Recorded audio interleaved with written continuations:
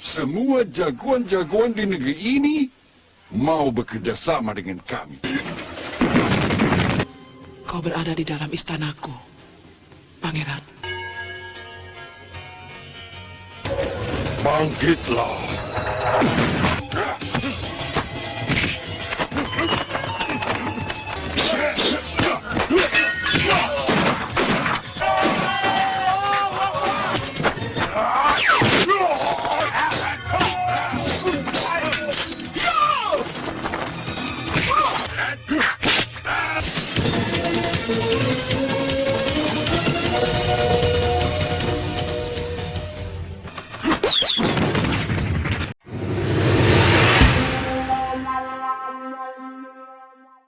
Diceritakan perlawanan Jaka Sembung untuk mengusir penjajah Belanda harus berakhir di sebuah kapal POC.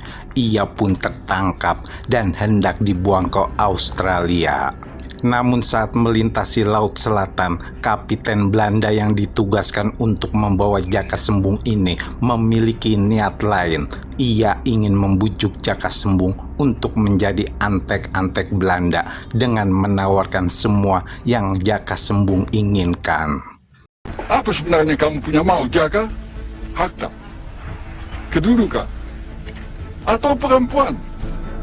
Namun pendekar kesatria ini dengan tegas menolaknya mentah-mentah. Seketika sang kapten pun marah besar dan ia langsung melayangkan tinjunya.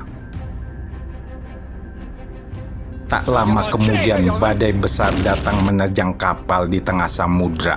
Kapal pun oleng dan semakin membuat kapiten naik pitam. Kamu! Apa kerja kamu orang? Ombak besar menerjang membuat anak buah kapal kewalahan dan tiba-tiba muncul cahaya dari dalam lautan dan menghampiri kapal tersebut. Kemudian cahaya tersebut berubah menjadi seorang wanita cantik. Dialah Dewi Samudra yang juga dikenal sebagai Nyi Roro Kidul, penguasa Laut Selatan.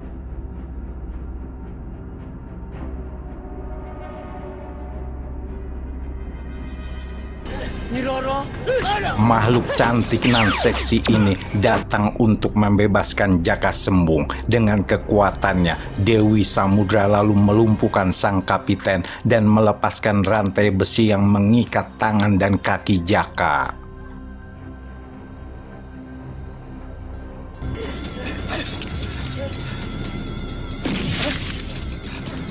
Tak berselang lama, petir pun menyambar kapal POC tersebut dan menenggelamkannya beserta seluruh awak kapal.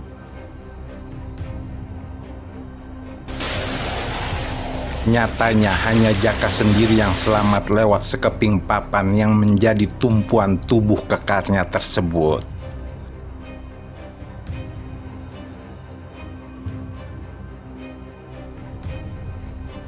Tiba-tiba kembali sebuah cahaya terang muncul di tengah samudra. Tubuh Jaka pun seakan tertarik menuju ke sebuah gerbang megah layaknya sebuah istana.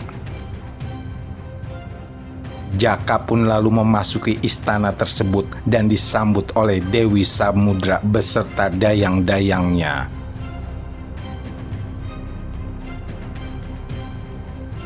Siapa kalian sebenarnya? Makhluk cantik ini pun menjelaskan siapa dirinya yang sesungguhnya.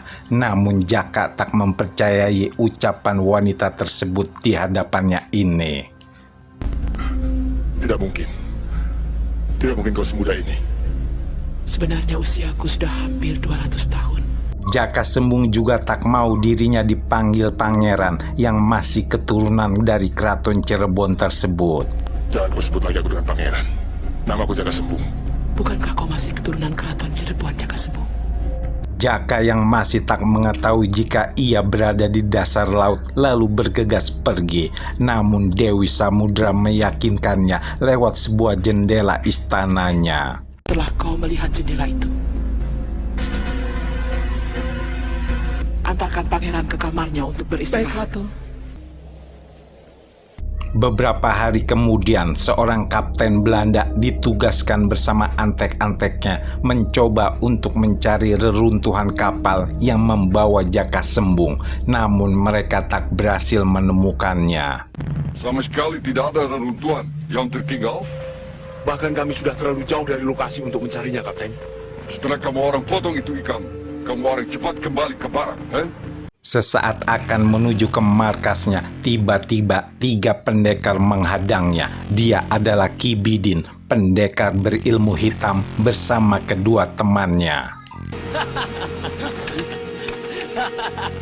Ki Bidin pun lalu mengatakan bahwa Jaka Sembung masih hidup karena ditolong oleh Dewi Samudra. Penguasa Laut Selatan yang menolong Jaka Sembung untuk kembali menghancurkan benteng ini. Pendekar sakti ini lalu menawarkan bantuan kepada Kapten Belanda ini untuk menangkap si Jaka Sembung. Ia juga bisa menghidupkan kembali Ki Jonggrang yang ada di tubuh ikan paus yang tadi ditangkap oleh anak buah kapten.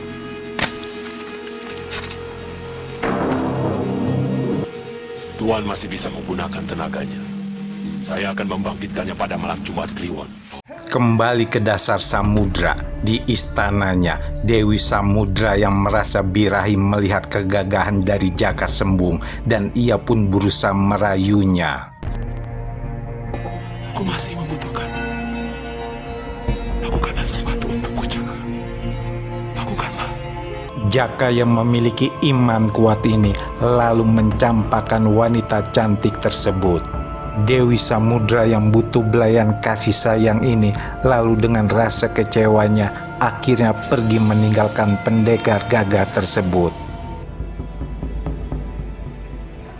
Di tempat terpisah, Godin, sahabat Jaka Sembung, menemui Kiai Mustakin, teman dari gurunya Jaka Sembung. Godin pun lalu menceritakan bahwa Jaka telah ditangkap oleh pihak Belanda. Rahayu, putri dari sang kiai, menguping dari kamarnya. Tapi karena akal licik VOC, akhirnya Den Jaka tertangkap. Gadis manis ini pun merasa sedih mendengar kejadian yang menimpa kekasihnya itu.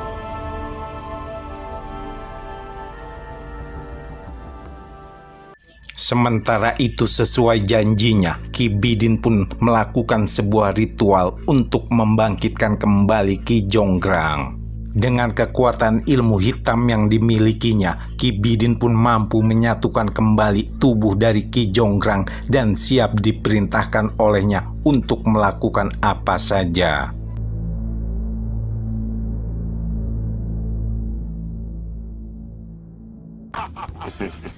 Karena yang saya bangkitkan hanya jasadnya saja.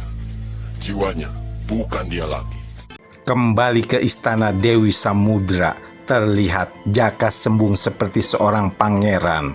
Dewi Samudra lalu melesat dan duduk di antara kedua paha Jaka. Dewi cantik dan seksi ini nampak sekali menikmati aksinya.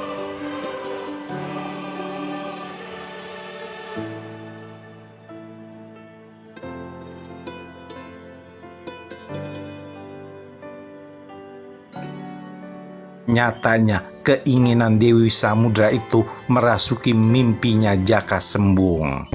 Astagfirullahaladzim. Suatu saat Kiai Mustakin menugaskan Godin agar menyelidiki benteng sekaligus markas VOC yang berada di tepi pantai. Ia menduga bahwa Jaka Sembung ditahan di sana.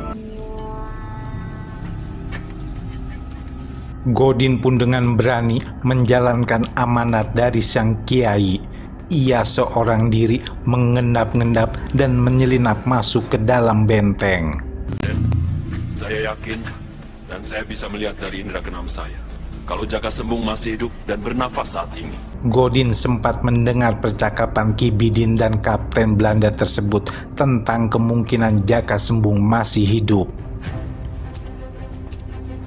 Mendengar orang yang dicarinya tak berada di benteng, Godin pun lalu beranjak pergi.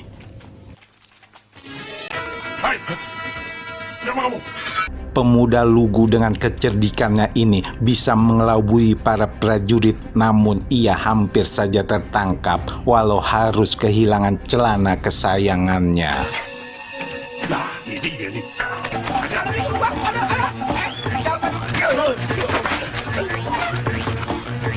Siap lu Belanda hitam. Gue ditelanjangin, ombre kali.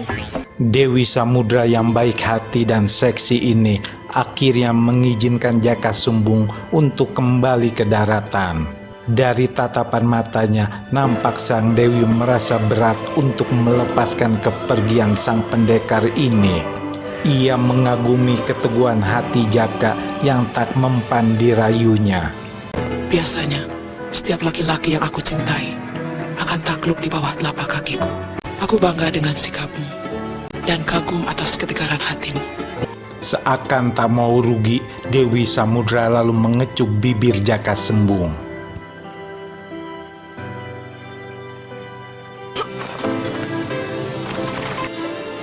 Aku akan datang membantumu setiap saat kau dalam kesulitan. Dengan diantar oleh dua putri duyung, Jaka pun berhasil muncul di permukaan laut. Ia kemudian bersalto dan berenang ke tepian pantai.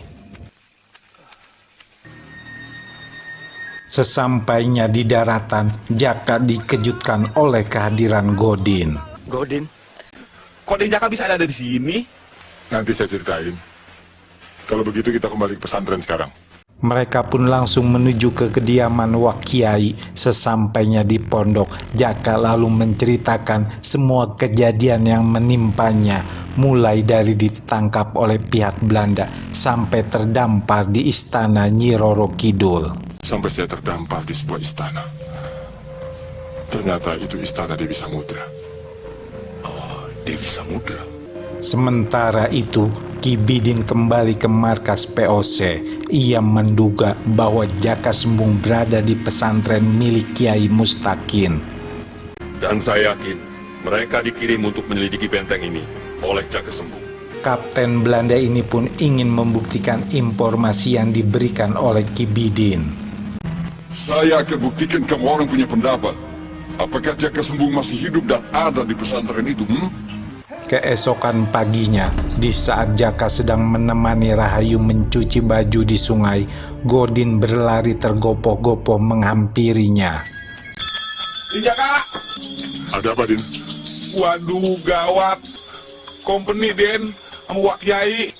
Pemuda kurus ini memberitahukan bahwa company menyatroni pesantren untuk mencari Jaka Sembung. Dan tanpa pikir panjang lagi, Jaka Sembung pun bergegas menuju ke pesantren. Kiai, kalau kamu orang tidak mau kasih tahu di mana Jaka Sembung, kamu orang akan tahu akibatnya. Kapten Belanda ini nampak naik pitam karena Kiai Mustakin tetap bungkam mengenai keberadaan Jaka Sembung. Ini untuk yang pertama kau. Ia lalu menembak salah satu santri. Kiai berusaha melawan, namun ia terkena hantaman gagang senjata hingga tersungkur. Sesampainya di pesantren, Jaka Sembung kaget melihat Kiai terluka, apalagi ada seorang santri yang tewas ditembak. Seketika darahnya pun mendidih. Ia berniat untuk membalaskan perbuatan kapten company tersebut. Mereka akan menerima pembalasan yang setimpal. Saya akan menebus nyawa santri ini. Sementara itu, Ki Bidin kembali membangkitkan Ki Jonggrang. Di hadapan kapten company ini, ia mengutarakan niatnya untuk menculik Rahayu, kekasih Jaka Sembung, untuk memancingnya agar ia datang ke benteng POC ini. Rahayu Putri Kiai Mustakim adalah kekasihnya Jaka Sembung. Nah, saya akan menculik perempuan itu, Tuan, untuk memancing Jaka Sembung keluar dan datang ke benteng ini. Di luar benteng, nampak Jaka yang akan membalaskan kematian salah satu santri, lalu mengajak Godin untuk menyerang benteng company tersebut.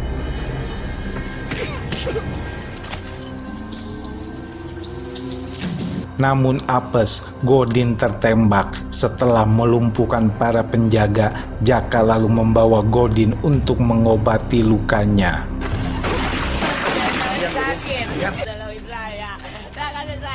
Den, tolongin saya. Jangan sampai saya mati. Tak berselang lama, Ki Jonggrang muncul. Mayat hidup ini langsung menerjang Jaka Sembung.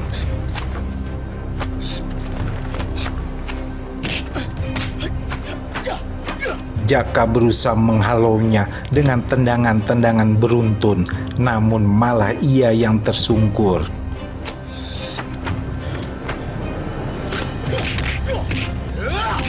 Di pesantren, Ki Bidin bersama dua temannya menyusup dan langsung menyerang Kiai Mustakin.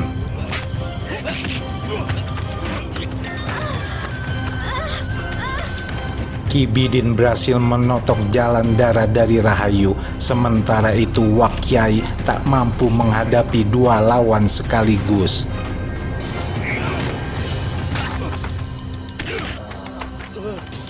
Kembali ke Jaka yang harus meladeni mayat hidup tersebut. Ia terus mencecar lawannya dengan tendangan yang mematikan. Sampai akhirnya Ki Jonggrang hancur terkena hantaman dari ajian sakti milik Jaka Sembung.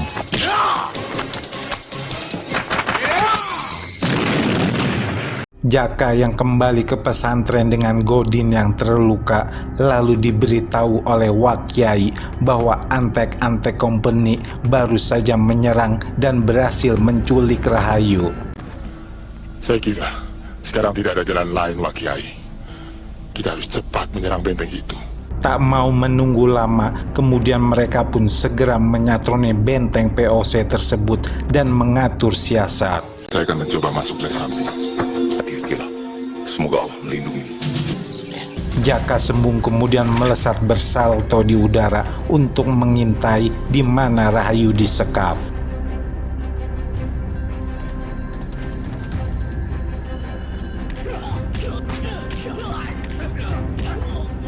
Setelah melumpuhkan dua penjaga, Jaka lalu membebaskan kekasihnya ini.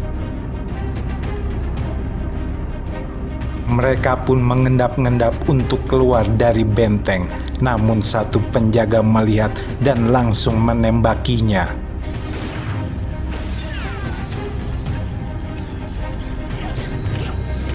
Jaka pun berusaha melindungi Rahayu. Ia menghajar habis para penjaga yang mendekat.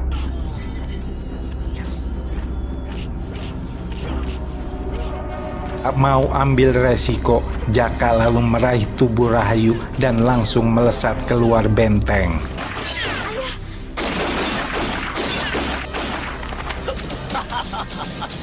Ki Bidin dan kedua temannya pun langsung melesat dan berhadapan dengan Jaka Sembung yang baru saja menyelamatkan Rahayu. Sekarang kita selesaikan urusan lama kita. Mereka pun langsung menerjang Jaka dengan jurus-jurus yang mematikan. Wak Haji dan para santri lalu bertempur menghadapi terjangan timah panas dari company.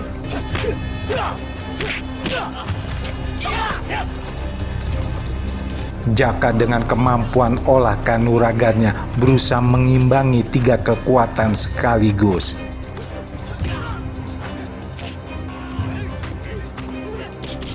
Ki Bidin dan kedua temannya ini bukanlah lawan yang sembarangan. Ketiganya memiliki ilmu di atas rata-rata lawan yang pernah dihadapi oleh Jaka Sembung.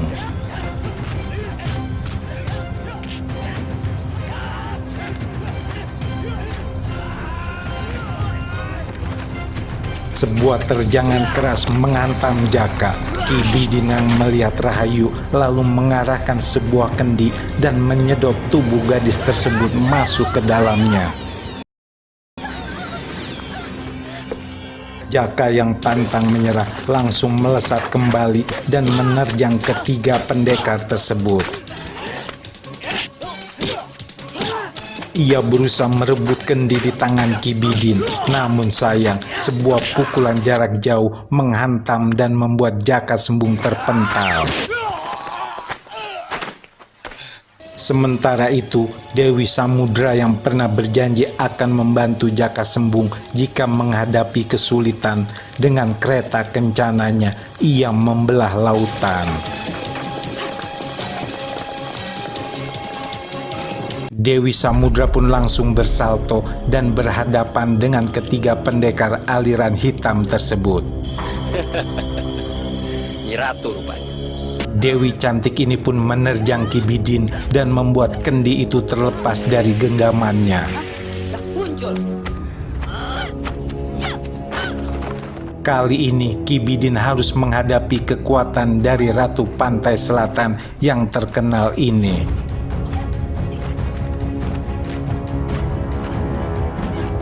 Jaka Sembung pun kembali bangkit dan menerjang kedua pendekar antek-antek company tersebut.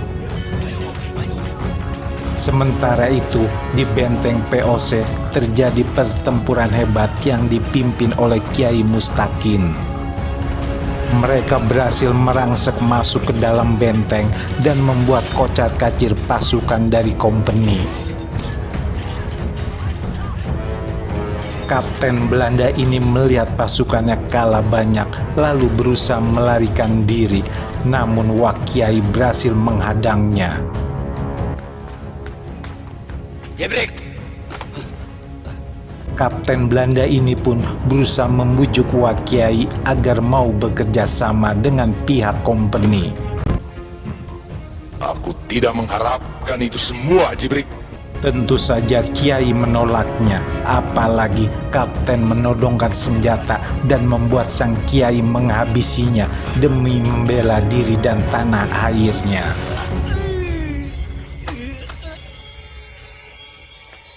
Pertarungan sengit antara Dewi Samudra dan Ki Bidin terus berlanjut. Begitu juga dengan Jaka Sembung yang kali ini menghadapi lawan yang cukup tangguh. Namun kegigihan dan semangat sang pendekar ini membuat lawannya terdesak. Satu persatu Jaka Sembung berhasil melumpuhkannya.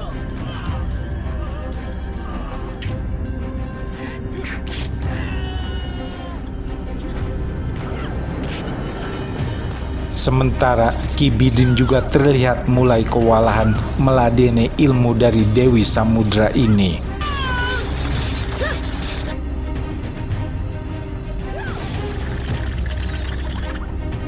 Melihat Ki Bidin yang membeku bagai es, Jaka langsung menghantamnya dengan sebuah ajian.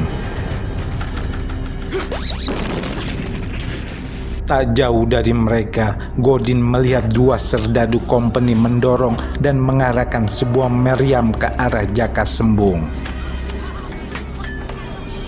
Tanpa berpikir lagi, Godin pun lalu berlari dan mengorbankan dirinya. Rahayu yang melihatnya tak kuasa menahan sedih dan memeluk kekasihnya ini. Dewi Samudra yang melihat kemesraan sepasang kekasih tersebut nampak sedikit cemburu.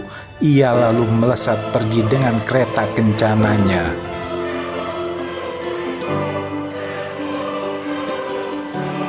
Jaka berusaha mengejarnya, namun sia-sia. Sang Dewi pun sudah kembali dan menyatu di dalam samudranya. Film Jaka Sembung dan Dewi Samudra adalah film keempat yang diangkat dari komik karya Jair.